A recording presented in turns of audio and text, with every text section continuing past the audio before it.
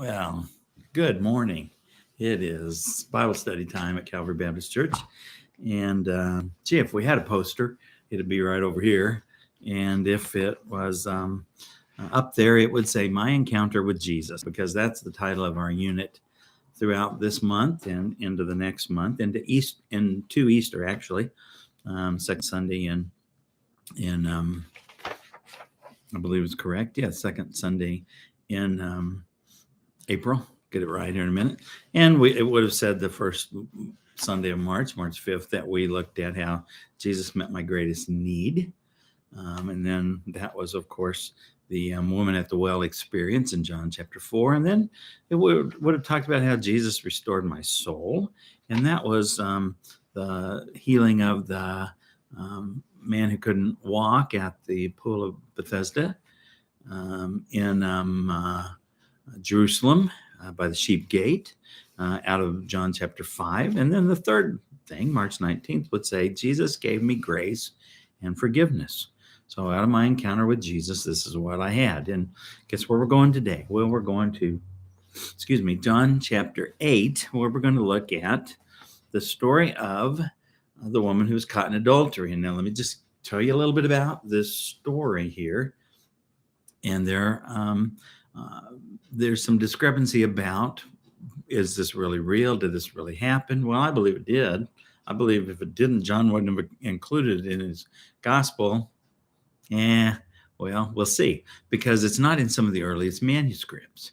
But here's the thing about the story. Even though it's not in earlier manuscripts, it is in later manuscripts, and it's in line with everything else that Jesus did, the nature of how Jesus did it. And so there's nothing discrepatory about it. It follows through with everything and how Jesus did things. But the reality of it is that if it's not recorded in those manuscripts, well, how did it get in there? We don't know. Did John write it? Well, I don't have a problem with that. And the reason I don't have a problem with that is because I believe that there were other manuscripts that we may not even have access to. That while these are the manuscripts we have, the question might be, why did those early manuscripts that we have leave it out when later manuscripts included it? Well, it goes either way, doesn't it? So we could argue that, we could do whatever. The reality of it is there. I don't think that you should ignore it. Some Bible scholars do. They say, well, it's not in the early manuscript, so it didn't really happen, so it's not really due there. I have a problem with that, because I really want my Bible to be intact, one unit. And so therefore, because I want it to be that way, I want to be able to say the scriptures are consistent with each other, the story fits. Some will say, well, it's kind of an aside type story, doesn't really fit the narrative of what John is doing. Well, maybe it does, maybe it doesn't. There are other points in time where Jesus was going along and things happened while he was living his life. And you might say, well, that fit in there. Just go read the Gospel of John or Mark. Mark, he built these Markan sandwiches. And so, he'd put a little piece of bread here and put a little piece of bread here. And then he put the meat story in between. So he did things kind of in trios or in cycles.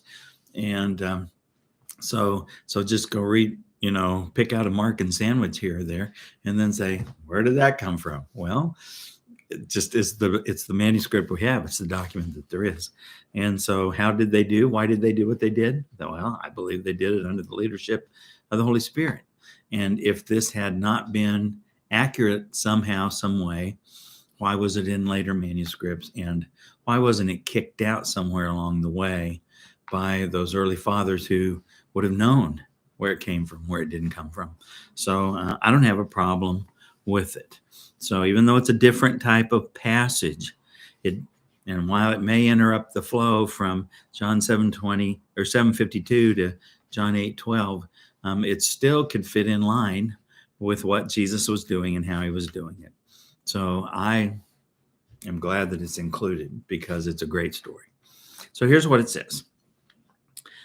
John chapter 8, beginning in verse 2, says this: At dawn, he, that's Jesus, went to the temple again. Now, here's something that the synoptics Matthew, Mark, and Luke don't always get to. They really portray Jesus as going to the temple early as a boy, and then maybe in their theory, nothing significant happened. He didn't really go back until he made that triumphal entry, and he went into Jerusalem and he taught at the temple for the week before he was crucified. I believe Jesus was in Jerusalem off and on all the time. He traveled all throughout the Galilee. He traveled through Samaria. We get that in John chapter 4 with the woman at the well.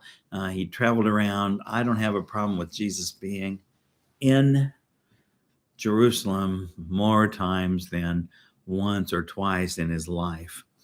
And so he went to the temple again, and all the people were coming to him. This, of course, would be early in his ministry before he pulled away and went out and did the what we call the Galilean ministry, the north, where he kind of stayed there until it was time for him to come to Jerusalem and be offered up. And all the people were coming to him, it says. He sat down and began to teach them.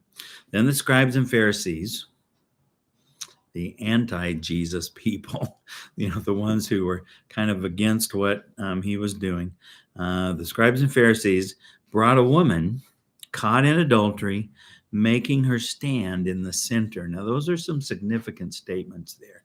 Here, they brought a woman. In the law, in the book of Leviticus, it talks about how, number one, if a man has committed adultery with a woman, and by the way, you don't commit adultery on your own.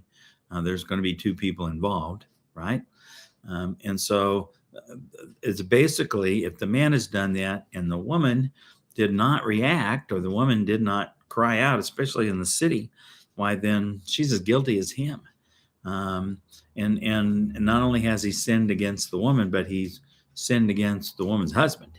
Was this woman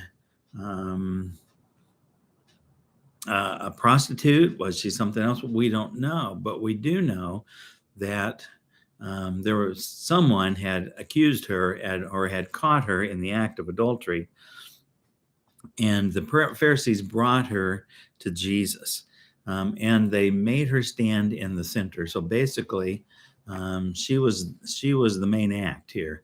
She was the center ring.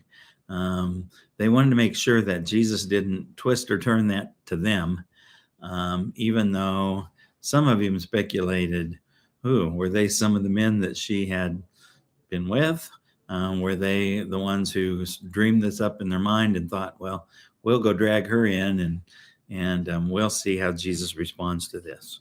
I don't really know, but I do know that they brought her, they accused her of this, and they put her right in the center. And they said to him in verse 4, "Teacher, this woman was caught in the act of committing adultery. In the law, Moses commanded us to stone such women. So what do you say?" Well, in the law of Moses, they were commanded to stone the man and the woman.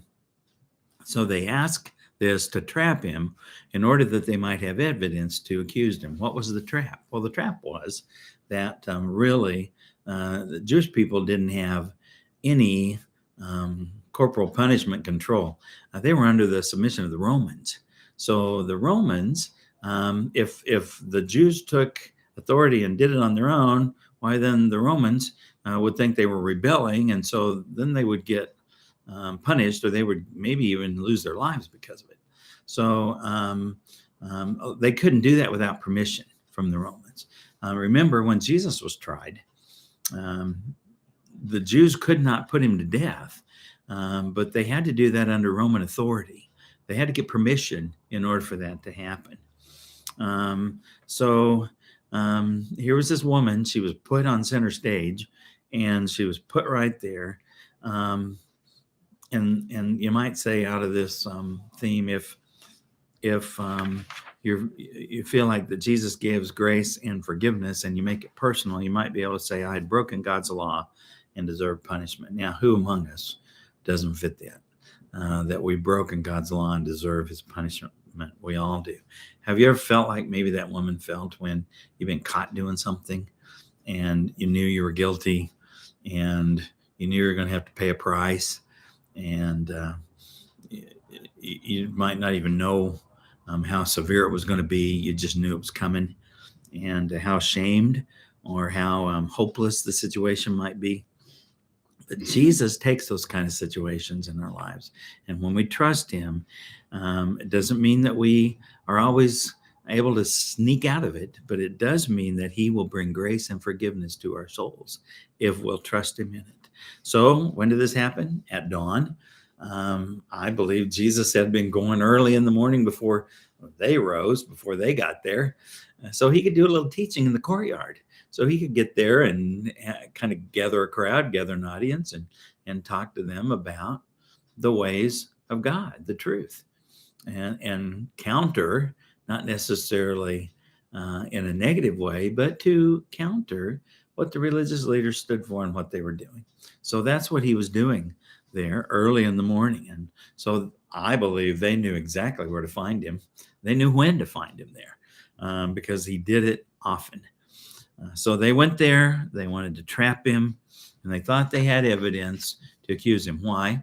Because if he said, well, the law says condemn her, why then, we can't do that. So you're going against the Romans. Well, now he's in trouble with the Romans. If he says, let her go, then they're saying, you called yourself a prophet of God. You don't have any authority because you don't know the right decision. But Jesus did know the right decision, didn't he? So they were setting him up. And they were pretty good about that. They were pretty good about getting him to the place where they needed to be. She was the one who was on trial there. But think about in the circle, not only with the scribes and the Pharisees, but others that of the crowd that Jesus was teaching, there were a whole lot of people who were on trial. If you and I ever, and one day we will, if our trust is in Jesus, when we really get before him face to face in eternity, we're going to know in our hearts we're on trial. We're going to know it without a doubt. But let me tell you, Jesus is the one who has already paid the price for our sin, and he's forgiven it 100%. And so, we got to know that we are the guilty ones. In that circle, there was one who wasn't guilty.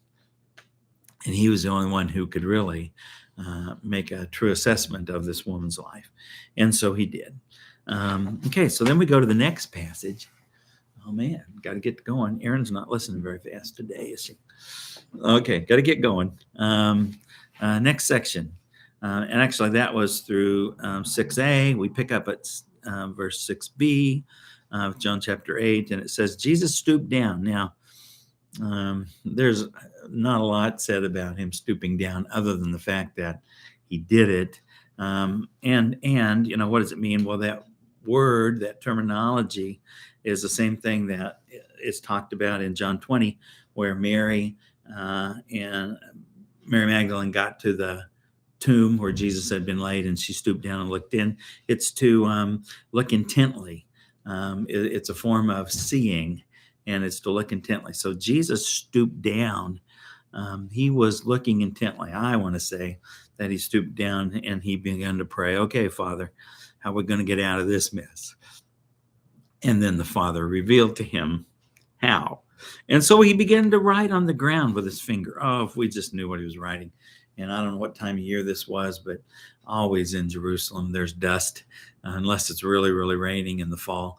It's a dusty time.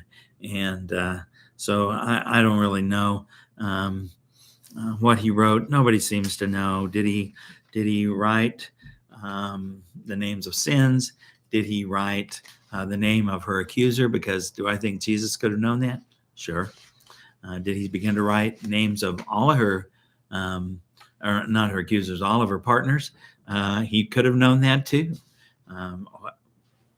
What did he write? We don't know. But he wrote something that let them all know that they were lawbreakers. Some would say that perhaps he bent down and he wrote Deuteronomy 17:7 that says the witnesses' hands are to be the first in putting him to death, and after that the hands of all the people. You must purge the evil from you. Well, that's possible. He wrote that down. And to let them know that those who throw the first stones, that's what the law says. Those who are able to be witnesses to this, they're the ones that really need to do this. And then it says that he, let me go on reading here. When they persisted in questioning him, he stood up. So there he stood up. And he said to them, the one without sin among you should be the first to throw a stone at her. And then in verse 8, he stooped down again, same terminology, and continued writing on the ground. And when they heard this, they left one by one, starting with the older men.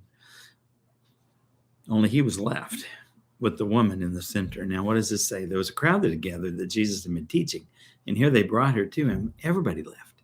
Everybody was gone. It was just Jesus and her right there in the courtyard in the temple grounds. And so Jesus said to them, whoever is without sin should throw the first stone. And then he got down and he started writing again. And we don't know what he was writing. Maybe that's a good question to ask him when you get there, or ask this woman when we get to heaven. I don't know. But the thing is, Jesus wrote something that they all recognized, that they knew they were guilty of being sinners as well. And that if they were really innocent, then they could stone her. But Jesus put the pressure back on them, because if you're really going to do what you say the law says you should do, then you're the ones who need to stone her. And you're going to be the ones who were against the Romans, not him. He wasn't going to take that on. So the last part then, Jesus showed grace and forgave. Verse 10 and 11 says, when Jesus stood up, he stood up again. He said to her, woman, where are they? Has no one condemned you? So he asked her two questions, didn't he? Where are they? What happened to them? Even though the woman's head might have been down, I'm sure she knew when she was alone with Jesus. How could you not? And then he said, has no one condemned you? And she answered, no one, Lord. And he said, neither do I condemn you. Go, and from now on, don't sin anymore. The entire story had been directed at the woman, but not to the woman. And finally, when the accusers were all gone, Jesus could speak to her directly. And it was then that he could basically give her the opportunity to take the witness stand. And when she did, no accusers were there. And therefore, Jesus, he said in John chapter 3, he didn't come to condemn the world, but that the world through him might be saved. So he did not come to condemn her. Romans 8:1 says therefore, there's no condemnation for those who are in Christ Jesus. And so no condemnation for her from this point on. The Greek word for condemned is a compound word, means judgment against. So there's no judgment against you. Now, how could Jesus say that and do that? He hadn't died on the cross yet. He hadn't shed his blood yet. How could he make that promise to her? Well, he did so not upon himself, but upon the very authority of God. And he said, I don't condemn you either. Why could he do that? Because he had the authority to forgive the adultery of the woman. And he could even forgive a judgmental character of religious leaders. But yet they wouldn't stick around to get it. They could have all said, we're guilty. We want what you give. Instead, they left angry. They left feeling like they hadn't been able to do what they had set out to do. So by his action, Jesus demonstrated that his kingdom is not of this world. He called a sinner to repentance. He diffused an argument, and he still maintained his integrity as the very Son of God. Win-win all the way around, wasn't it? The only losers were the scribes and Pharisees when they would not listen and they would not realize that they could have received what Jesus was giving. He offered this woman no condemnation. He offered her forgiveness. And the instruction was, don't go and don't sin anymore. And we don't know whether she did or she didn't. That's between her and God. But I'm guessing if she wanted to continue to have what God gave her, what Jesus was giving her that day, her life changed. All right, time to go. Bye-bye.